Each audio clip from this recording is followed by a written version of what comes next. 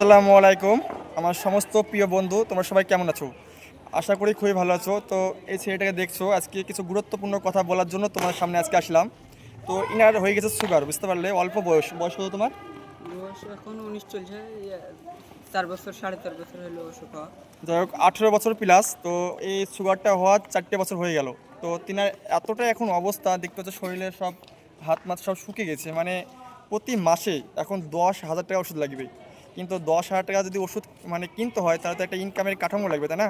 তো তিনার সেরকম কিছু নাই। তো কি বলতো, এই ক্যারিটা দাও।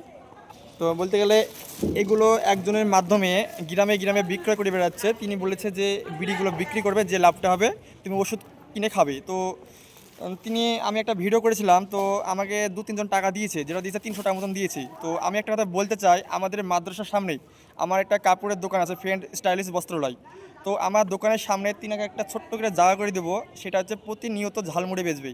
যে টাকাটা লাগবে আমি নিজে দেবো, বা তোমরা যতটুকু সাহায্য করবে ওই সাহায্য পুরো টাকাটাই তিনাকে দেবো। তিনি যেন সে ব্যবসা থেকে প্রতি মাসে 4 থেকে 5টা হাজার টাকা ইনকাম করলে শুধু ওষুধটা কিনে খেতে পারবে। তো তোমাদের একটু মানে সাপোর্ট, ভালোবাসা ও দোয়া চাই।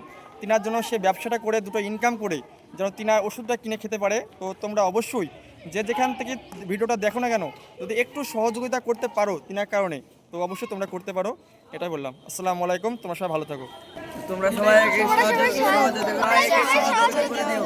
তো তোমরা সবাই একটু সহযোগিতা করবে, তিনি যেন সে ব্যবসাটা করে তিনার জন্য অসুখটা যতটুকু পারা যায় ওষুধটা খেয়ে যেন ভালো থাকে, সুস্থ থাকে।